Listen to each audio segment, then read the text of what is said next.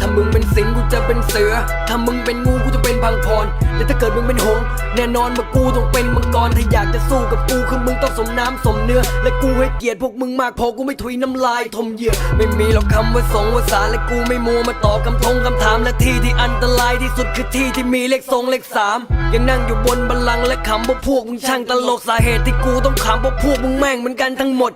แรปกูอันตรายเพราะมันเป็นทั้งด่างทั้งกฎยังห่างทั้งหมดยังต่างทั้งหมดและสมัยแรปกูแผดเผาถ้ามึงเป็นทานกันหมดถ้ามึงอยากกินก็ลองมาตกมาเสือดูมึงรู้จะเป็นยังไงถ้ามึงไม่ตกมาเสือกูมึงยังต้องอันตรายถ้ากูไม่ถอดเขี้ยวถอดเล็บไอ้คนที่บอกมึงเจ๋งตรงไหนลองบอกดิสันติ